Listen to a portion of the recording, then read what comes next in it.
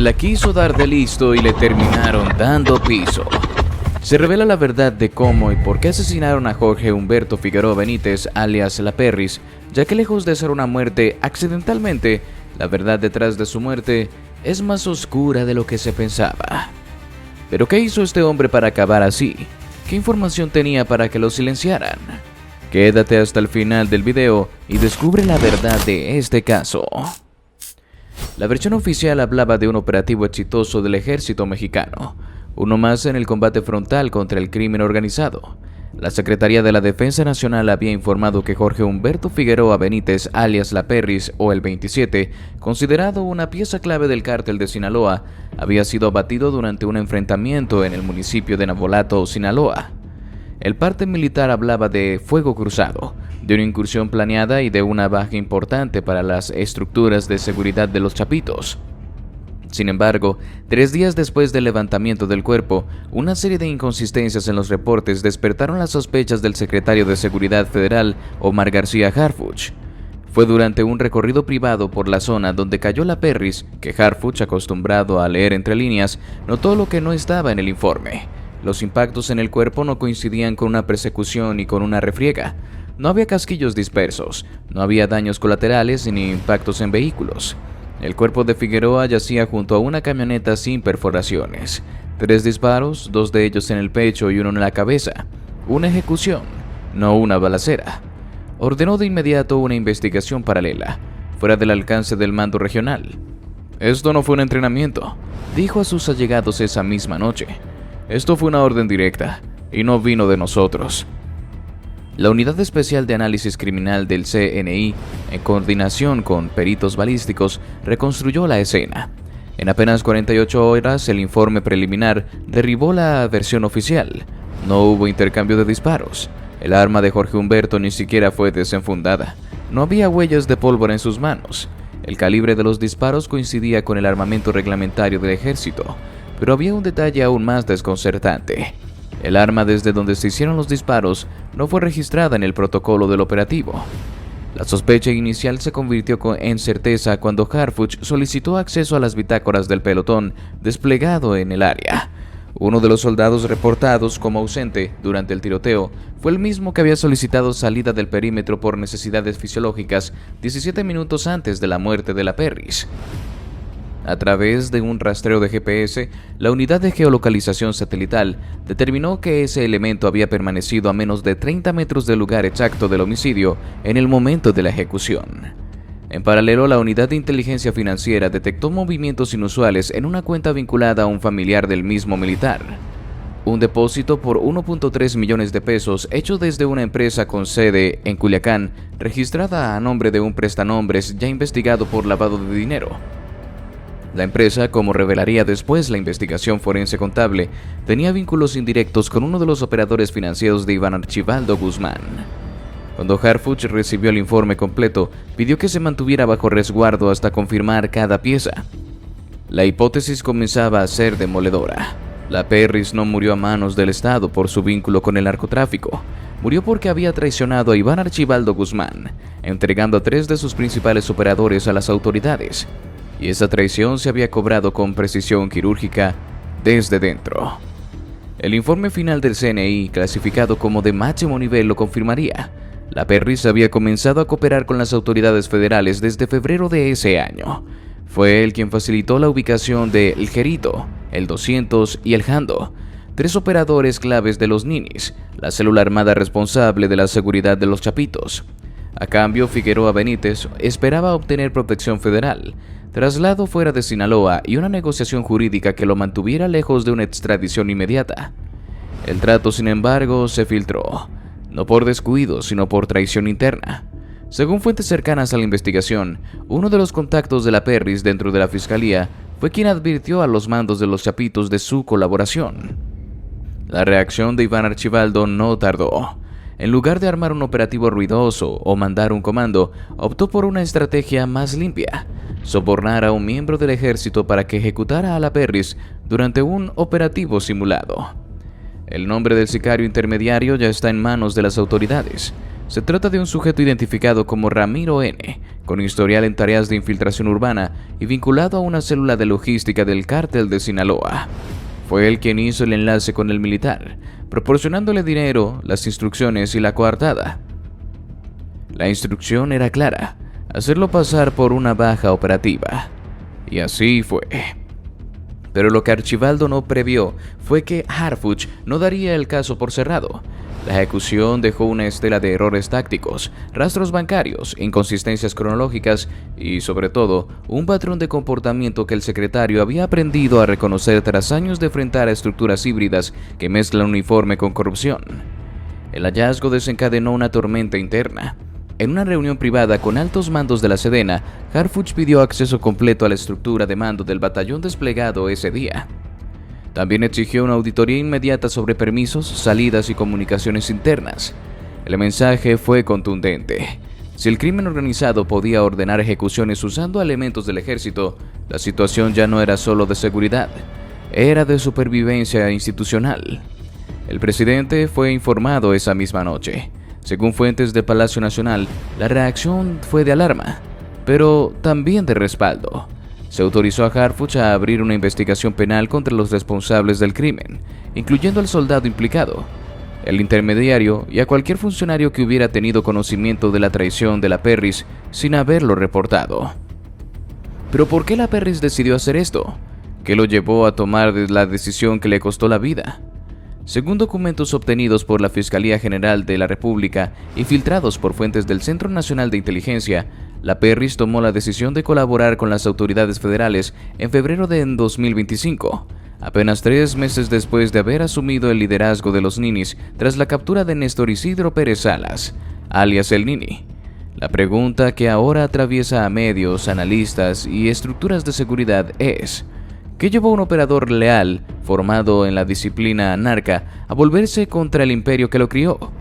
La respuesta, como ocurre en las traiciones más crudas, no se limita a una sola causa. Fue una mezcla de desgaste, miedo, ambición mal pagada y un código de honor quebrado. De acuerdo con los investigadores federales, la semilla de la traición comenzó a germinar desde finales de 2024, cuando la Perris notó que su ascenso al mando no le había otorgado el control real que esperaba.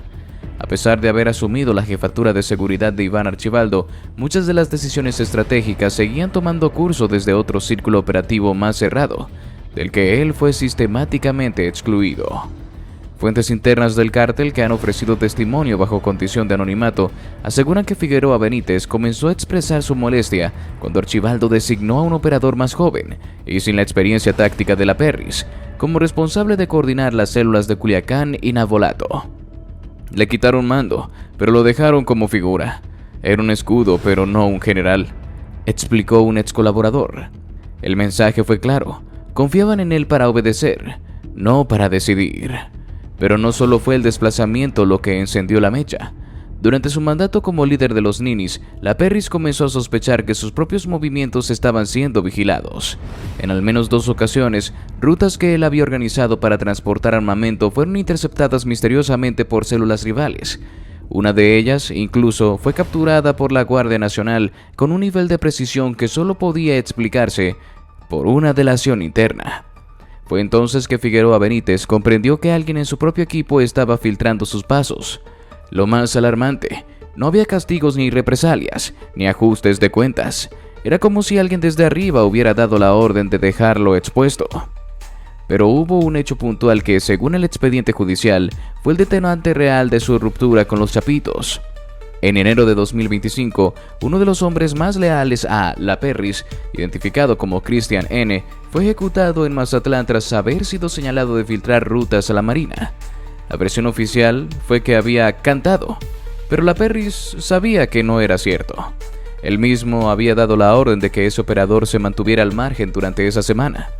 La ejecución fue, según fuentes cercanas, un mensaje velado. La Perris lo interpretó de inmediato. Lo estaban cercando y querían que entendiera que su tiempo se agotaba. Es entonces cuando tomó la decisión. En febrero, contactó a través de intermediarios con un miembro de la Fiscalía que ya había colaborado en procesos de negociación con desertores de grupos criminales. Su propuesta fue concreta: entregar información sobre 3 operadores clave a cambio de protección y una salida segura del estado. Los nombres que puso sobre la mesa estremecieron a las autoridades. El Jerito, el 200 y el Jando. Todos parte del círculo de seguridad de los Chapitos. Todos con conocimiento operativo de rutas, depósitos, nóminas clandestinas y sistemas de vigilancia urbana. La propuesta fue analizada durante semanas. Harfuch, informado directamente de la intención de Figueroa Benítez de colaborar, ordenó que se abriera una carpeta de investigación discreta y que se activaran los protocolos de protección parcial. Pero incluso dentro del aparato federal, las dudas eran profundas. La Perris era demasiado grande, demasiado visible, y si su traición salía a la luz antes de concretarse, no habría muro que lo protegiera. Pese a los riesgos, Figueroa Benítez insistió. Según el testimonio de un agente involucrado en la operación, la Perris declaró: «Ya no hay lealtad. Si me van a matar por obedecer, prefiero morir por hablar». La frase quedó registrada en una transcripción confidencial, ahora parte del expediente judicial. Durante los días siguientes cumplió con su parte, proporcionó ubicaciones, entregó rutas, explicó los patrones de movimiento de los operadores y sugirió incluso los horarios en que podrían ser capturados sin violencia. Y así ocurrió. En 3 operativos casi simultáneos, las fuerzas federales detuvieron a los 3 objetivos. No hubo disparos, no hubo bajas, solo eficiencia quirúrgica. Pero como suele suceder, la eficacia fue también la trampa. Las capturas tan rápidas y limpias despertaron sospechas dentro del cártel. Alguien había hablado, y el margen de duda era mínimo. La red interna del cártel comenzó a trabajar para rastrear quién tenía acceso a esa información. No tardaron en ubicar conversaciones, movimientos atípicos y finalmente un patrón financiero que indicaba que la Perris había comenzado a mover activos fuera del país. La evidencia era contundente. Estaba preparando su salida. O peor, ya había hecho el trato. Iván Archibaldo, al enterarse, convocó a su círculo más cercano. Decidió no mandar un comando, no hacer escándalo. Optó por una solución silenciosa: convertir su ejecución en un mensaje. Fue entonces cuando uno de sus operadores más discretos, conocido como Ramiro N., contactó a un militar destacado en Navolato. El ofrecimiento fue claro: una suma millonaria a cambio de una ejecución que pasara como parte de un operativo oficial. Nada de comandos, nada de sospechas, solo una muerte limpia, sin ruido.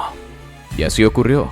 El 21 de mayo, mientras se reportaba un operativo de rutina en la zona, la Perris fue abatido con 3 disparos certeros, sin que hubiera evidencia de enfrentamiento alguno. El ejército lo reportó como baja táctica, pero Harfuch, escéptico desde el primer momento, ordenó revisar cada detalle, y lo que encontró derrumbó la narrativa oficial. La muerte de la Perris no fue una acción del Estado, fue una ejecución disfrazada, ordenada desde las entrañas mismas del cártel al que una vez juró lealtad. Ahora, ¿qué haría el Harfuch? ¿Qué medidas tomaría tras descubrir la verdad? Eran las 9:02 de la mañana del jueves 22 de mayo de 2025, cuando Omar García Harfuch, secretario de Seguridad Federal, apareció de nuevo ante las cámaras. Con voz firme y un semblante duro, Harfuch confirmó lo que ya empezaba a filtrar entre periodistas y círculos de inteligencia. La Perris no fue abatido en combate. Su muerte había sido planeada, deliberada y ejecutada con la complicidad de un miembro del ejército mexicano. La rueda de prensa fue convocada de manera urgente, luego de que el equipo de peritos y analistas del Centro Nacional de Inteligencia CNI entregara un informe preliminar con una conclusión contundente. El operativo donde murió Jorge Humberto fue manipulado desde dentro para encubrir un asesinato por encargo. Hay líneas que no se pueden cruzar, ni siquiera en la guerra contra el crimen organizado, arrancó Harfuch, dirigiéndose tanto a los presentes como al país entero a través de las transmisiones en vivo. Aun cuando se trata de criminales de alta peligrosidad como lo era Figueroa Benítez, la justicia debe aplicarse en los tribunales, no en la calle, ni por encargo ni con un soborno. El secretario explicó que desde la noche anterior se había ordenado una auditoría total a las comunicaciones internas del pelotón desplegado en Navolato, Sinaloa, donde ocurrió el supuesto enfrentamiento. Lo que encontraron, dijo, fue alarmante.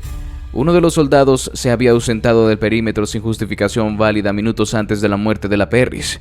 Y según el rastreo de geolocalización, este elemento permaneció a menos de 30 metros del punto exacto del crimen en el momento del disparo. Harfuch fue más allá. confirmó que la cuenta bancaria de un familiar directo del militar recibió un depósito de 1.3 millones de pesos desde una empresa fachada ubicada en Culiacán. La misma empresa, reveló, había sido vinculada semanas antes a un operador financiero de Iván Archibaldo Guzmán. Esto no fue una casualidad, fue una orden directa, ejecutada con precisión y encubierta con uniforme. Y eso simplemente es inaceptable, sentenció. Pero lo más fuerte vendría minutos después, cuando dejó en claro que este caso no quedaría impune por el simple hecho de que la víctima fuera un criminal. Muchos dirán, era un narco, ¿qué importa si está muerto? Pero yo les respondo, cada detenido representa una fuente de información invaluable para desmontar las redes que han infiltrado al Estado. Matarlo fue más que un crimen, fue un acto deliberado para silenciar una fuente clave. Y eso es traición, no solo a la ley, sino al país. Los periodistas presentes guardaron silencio. En la sala se respiraba tensión. El discurso de Harfuch no era solo técnico, era ético, frontal e incendiario. En cuestión de minutos, el tono de la conversación nacional cambió por completo. Lo que se creyó un operativo más, ahora era una grieta institucional. Un narcotraidor asesinado no por el Estado, sino por el crimen disfrazado de Estado. No podemos permitirnos la idea de que elementos armados del Estado estén al servicio del narco. Si eso ocurre, si eso se tolera, perdemos toda la legitimidad. Y eso no lo voy a permitir en mi gestión, dijo Harfuch, visiblemente molesto. Además, el secretario subrayó la importancia de lo que la Perris representaba en términos de inteligencia. Estaba colaborando con nosotros, nos había entregado ubicaciones, rutas y nombres. Gracias a él capturamos a 3 objetivos prioritarios sin disparar una sola bala. Iba a darnos más, mucho más. Su muerte fue un sabotaje directo al trabajo que estábamos haciendo. Fue un intento de cortar el flujo de información y mantener la impunidad. La revelación remeció a todo el aparato de seguridad. Según fuentes de la Secretaría de la Defensa Nacional, la orden de Harfuch había generado un terremoto interno.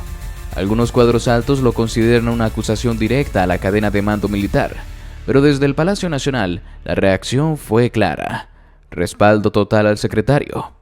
Este gobierno no va a cubrir traiciones, ni siquiera si visten uniforme, declaró una fuente de la presidencia en calidad de anonimato. El presidente, dijeron, fue informado desde la madrugada del hallazgo y dio luz verde a la acción inmediata. Ya no estamos en tiempos de encubrimientos. Mientras tanto, la Fiscalía ya prepara una orden de aprehensión contra el intermediario civil, identificado como Ramiro N., quien habría actuado como puente entre el cártel de Sinaloa y el soldado que disparó. También se confirmó que la unidad de inteligencia financiera seguirá el rastro del dinero usado en el soborno para identificar si hay más elementos de la fuerza pública involucrados. Si empezamos a permitir ejecuciones disfrazadas, mañana cualquier funcionario incómodo puede aparecer muerto con un reporte simulado. Y eso es exactamente lo que el crimen quiere. Silencio. Aquí no lo va a tener, remató Harfuch, antes de abandonar la sala sin aceptar preguntas. El Harfuch, en un operativo sin precedentes, decidió llevar a cabo una requisa en contra de la casa de la Perris, lugar en donde lo que encontró lo dejó helado. Más de 164 federales secuestrados yacían casi moribundos rodeados de ratas en esa casa. ¿Qué era lo que se ocultaba en esa casa? A poco más de una semana de que Omar García Harfuch, secretario de Seguridad Federal, confirmara públicamente que el asesinato de la Perris fue una ejecución planeada desde dentro, el funcionario ordenó un cateo silencioso pero contundente a una propiedad clave. La casa de seguridad principal de Figueroa Benítez tenía en la zona serrana de Badiraguato. Lo que ahí se encontró cambió el enfoque de toda la investigación nacional. La operación se llevó a cabo al amanecer del jueves 29 de mayo de 2025, sin cobertura mediática previa y con participación directa de fuerzas especiales de la Marina, personal de inteligencia del CNI y agentes tácticos de la Guardia Nacional. El objetivo, según revelaron fuentes de seguridad a este medio, era asegurar cualquier dispositivo, archivo o evidencia que pudiera arrojar luz sobre el nivel de información que la Perris poseía y que lo convirtió en blanco de una ejecución encubierta. Sin embargo, nadie estaba preparado para lo que encontraron dentro. El inmueble, una finca aparentemente abandonada, ubicada en una zona boscosa de difícil acceso, presentaba una fachada casi intacta. Pero una vez que el equipo de élite derribó la puerta principal, quedó claro que no era una casa en común. En el primer nivel, lo que se halló fue espeluznante. los cuerpos sin vida de al menos 6 elementos de la Policía Federal desaparecidos desde enero de este año, maniatados, algunos con señales de tortura y otros en avanzado estado de descomposición, todos con credenciales oficiales, todos desaparecidos en servicio. Uno de los peritos que participó en la intervención declaró bajo anonimato: "Sabíamos que había cosas ocultas, pero no imaginamos encontrar una especie de fosa viviente en medio de una residencia narca". La sorpresa no terminó ahí. En el sótano de la propiedad, oculto tras una falsa pared con acceso magnético, los agentes encontraron una habitación blindada que operaba como centro de planificación táctica. En las paredes cuidadosamente organizados se exhibían mapas detallados de la Ciudad de México, Monterrey, Guadalajara y Tijuana. Al lado, planos de rutas policiales, horarios de vigilancia, claves de comunicaciones internas y hasta diagramas de convoyes oficiales. Lo más alarmante fueron 2 paneles que contenían documentos titulados Operación Cuervo y Jaque del Estado. Según fuentes dentro del operativo, estos archivos detallaban una serie de atentados planeados para los siguientes 3 meses, dirigidos contra funcionarios, convoyes ministeriales y centros logísticos clave del gobierno federal. En uno de los planos incluso se mostraba posibles rutas de escape hacia Guatemala, Belice y nombres codificados y fechas ya marcadas. Para Harfuch, quien llegó personalmente al lugar horas después de asegurado el perímetro, fue un punto de inflexión. Este no era un simple traidor. Este hombre estaba en el centro de algo mucho más grande. Planeaba movimientos que no solo ponían en riesgo operativos, sino la estabilidad de todo el aparato de seguridad nacional, afirmó durante una breve declaración a su equipo más cercano. Pero lo más inhumano se hallaba aún más al fondo de la propiedad. Al abrir una compuerta metálica oculta bajo el garaje, las fuerzas especiales accedieron a una estructura subterránea de al menos 60 metros cuadrados, dividida en 3 compartimientos. Ahí, en condiciones infrahumanas, se encontraban 164 hombres con signos visibles de desnutrición, golpes recientes y estados de salud precarios, quienes fueron identificados posteriormente como obreros y choferes secuestrados desde febrero y marzo en municipios aledaños. Según los primeros informes médicos, estos hombres eran forzados a trabajar en la fabricación de droga sintética, principalmente metanfetamina, bajo amenazas constantes y turnos de hasta 18 horas. Algunos presentaban quemaduras químicas en las manos, otros lesiones severas por castigos. Uno de ellos, con el rostro cubierto de vendajes, apenas podía hablar, pero alcanzó a decir: "Nos decían que si hablábamos, nos enterraban ahí mismo". Los sobrevivientes fueron trasladados en helicópteros de la Marina a instalaciones médicas resguardadas en Mazatlán, donde reciben atención y se espera que sus testimonios sirvan como prueba clave para desarticular lo que ahora ya no se considera solo una célula de seguridad del cártel, sino una unidad paramilitar encubierta que operaba desde el corazón de la estructura del narco. La finca fue inmediatamente asegurada como escena de interés estratégico nacional y se determinó que será investigada por una célula mixta de la FGR, el Ejército y el CNI. Los documentos incautados están siendo digitalizados en la base de inteligencia de San Fernando, mientras Harfuch prepara un informe clasificado que será entregado directamente a la presidencia. ¿Y ahora qué harían? ¿Cuál sería el siguiente paso? Tras el hallazgo escalofriante en la finca de Badiraguato, donde Jorge Humberto Figueroa Benítez, alias La Perris, mantenía a un grupo de hombres cautivos en condiciones infrahumanas para fabricar drogas sintéticas, el secretario de Seguridad Federal, Omar García Harfuch, ordenó el traslado inmediato de uno de los sobrevivientes a instalaciones seguras en Mazatlán. Lo que ese hombre reveló bajo resguardo durante un extenso interrogatorio dirigido personalmente por personal del Centro Nacional de Inteligencia dejó perplejos incluso a los agentes más experimentados. No se trataba de trabajadores forzados al azar. La mayoría eran combatientes, policías estatales, exmilitares y hasta agentes infiltrados que, según el testigo, cayeron prisioneros tras un enfrentamiento armado con el grupo de La Perris semanas antes. Nos emboscaron en un cañón cerca de la Soyatita. Éramos 12.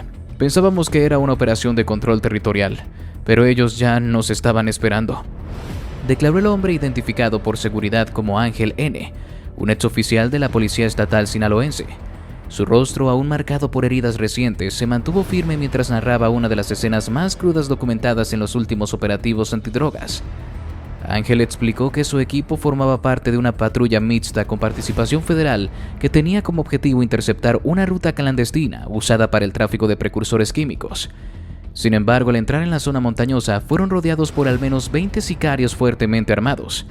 No fue un tiroteo, fue una cacería. En menos de 10 minutos ya habíamos perdido a 6 compañeros.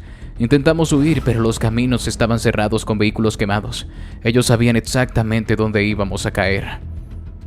Los que sobrevivieron fueron desarmados y trasladados con los ojos vendados a lo que después descubrirían era la finca de Figueroa Benítez.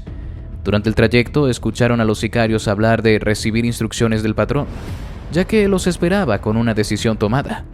Lo que ocurrió a continuación quedaría grabado para siempre en la memoria de Ángel. Nos bajaron a todos, nos pusieron en fila frente a él. La Perris estaba ahí, con su chaleco antibalas y una pistola cromada. Caminó frente a nosotros como si fuera un comandante dando instrucciones, y sin levantar la voz nos dijo: «Aquí no hay cárcel ni negociación. Aquí viven los que me sirven y mueren los que me estorban». Según su relato, Figueroa les ofreció una única salida: vivir, pero no como esclavos del narcotráfico, fabricando droga sintética las 24 horas del día. Pueden usar sus manos para cocinar cristal, o pueden usarlas para cavar su tumba. Ustedes deciden, les dijo. 3 de los capturados respondieron que preferían morir antes que fabricar veneno.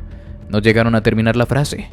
La Perris los ejecutó a sangre fría, ahí mismo, frente a los demás. Fue un mensaje claro. Si alguien dudaba, ya no había lugar para dudas. Nosotros sabíamos que si decíamos que no, moriríamos como ellos. Así que aceptamos, no por cobardía, por sobrevivencia.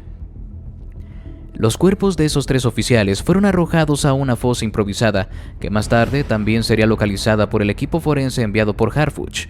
La crueldad del acto, sumada a la precisión con la que la finca estaba equipada para operar como un laboratorio clandestino de alta producción, convenció al secretario de que lo que enfrentaban no era solo una red criminal, sino una estructura paramilitar con métodos de dominación absolutamente despiadados. El testimonio de Ángel también permitió reconstruir cómo operaba el sistema de esclavitud química impuesto por la Perris. Cada uno de los prisioneros tenía un rol asignado: limpieza de cristalería, mezcla de sustancias, empaque y distribución en compartimientos falsos de camiones agrícolas. Los alimentos eran racionados, no se permitía el descanso más allá de 6 horas. El lugar estaba equipado con el sistema de cámaras internas monitoreadas desde el cuarto blindado, y cualquiera que se demorara o cometiera un error era golpeado o encerrado sin agua por días. Nos trataban como bestias, nos decían que ya no éramos ni hombres, que ahora solo éramos manos para producir. Pero también sabíamos que si lográbamos vivir un poco más, quizás algún día alguien nos encontraría. Ese algún día llegó con el cateo ordenado por Harfuch, quien declaró horas después del interrogatorio: «Lo que este hombre nos reveló no es solo el testimonio de una víctima, es el grito de alerta de lo que puede convertirse México si no detenemos esta degeneración del crimen organizado.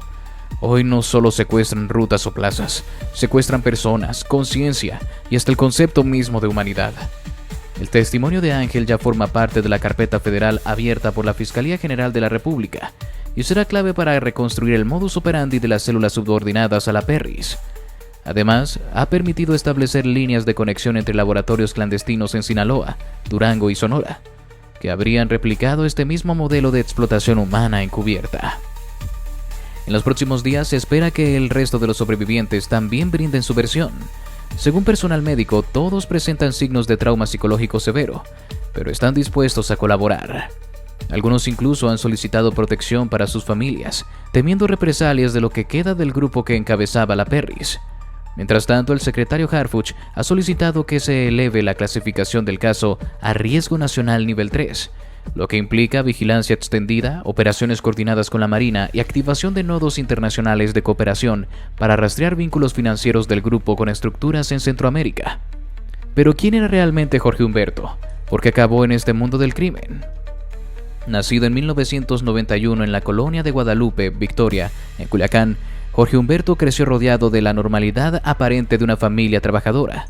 Su padre, empleado municipal, su madre, ama de casa, vecinos lo recuerdan como un joven reservado, más aficionado a los videojuegos y al gimnasio que a las fiestas. Sin embargo, el entorno en el que se formó marcaba ya su destino. La presencia del narco no era leyenda urbana, era cotidiana.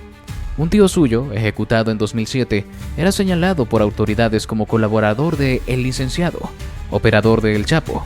La sangre estaba cerca y con el tiempo se volvió familiar.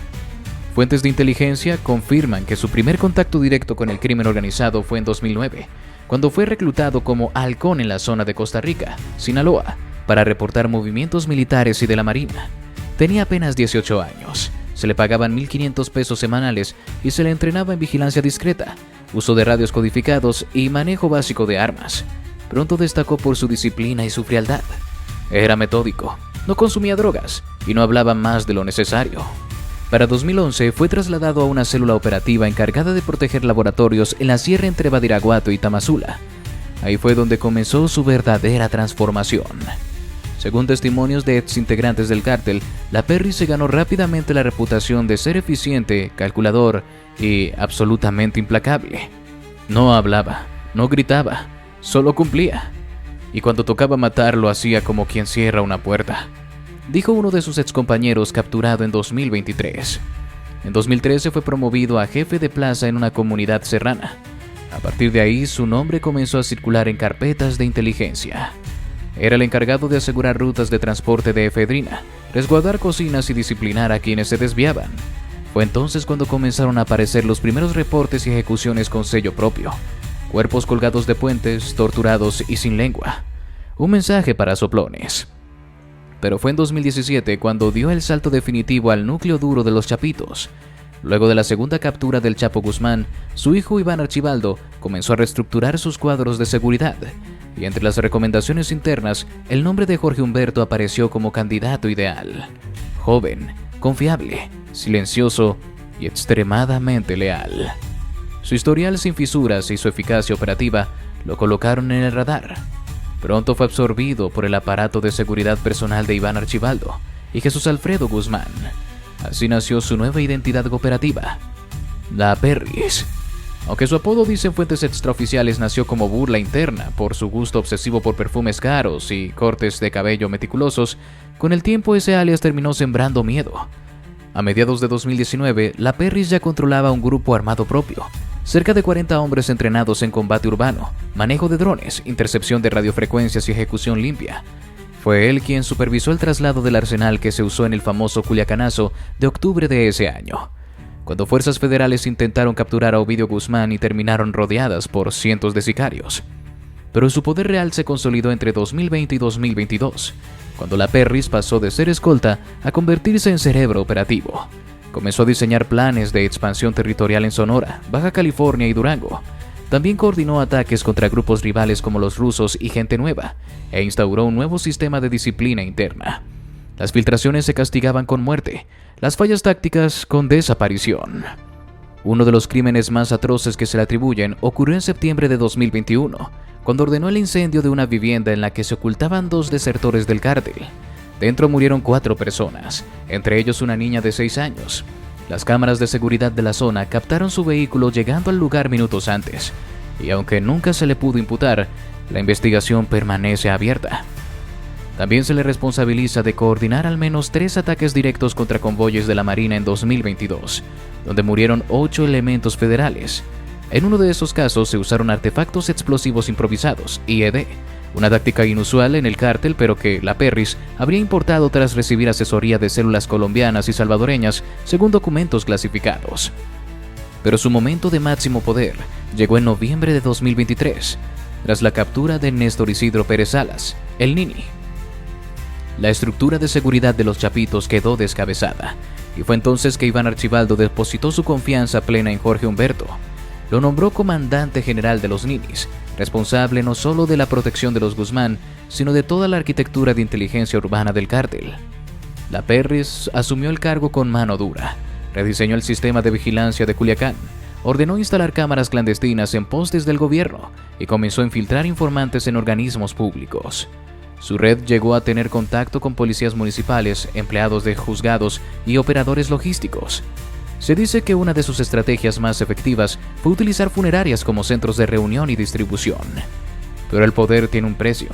A finales de 2024, la Perris comenzó a sospechar que era prescindible. Varios de sus hombres más cercanos fueron asesinados sin explicación. 2 de sus vehículos blindados fueron atacados en carretera.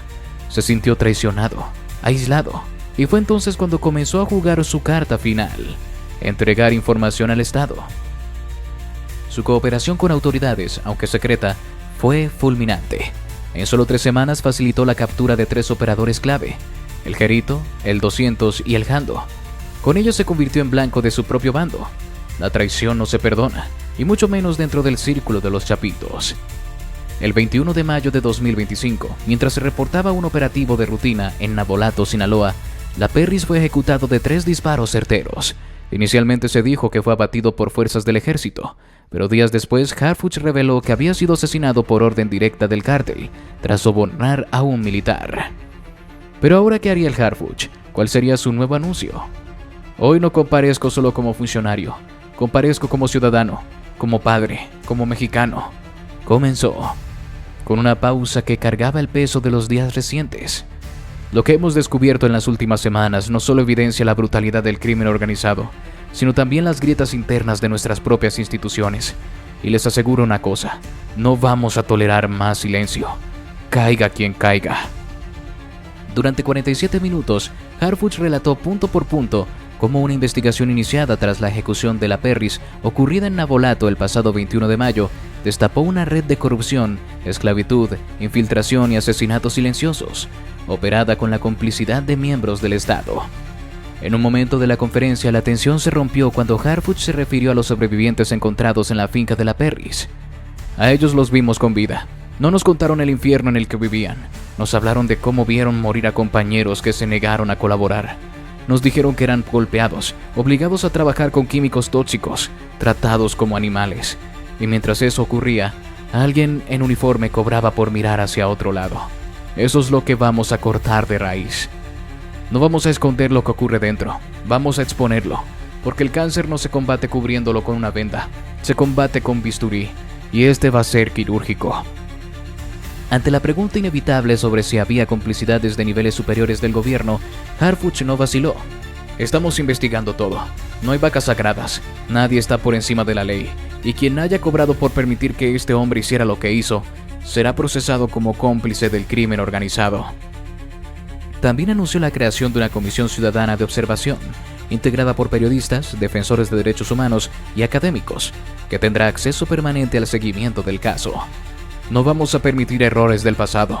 La sociedad debe ver, debe saber, porque cuando se conocen los errores, también nace la voluntad de detenerlos. Y así llegamos al final de este video. Si te gustó, te invito a que nos des tu me gusta para seguir haciendo más videos como este. Además de que no olvides suscribirte y activar la campanita para que no te pierdas ninguno de nuestros nuevos videos. Te deseo un gran día. Hasta la próxima.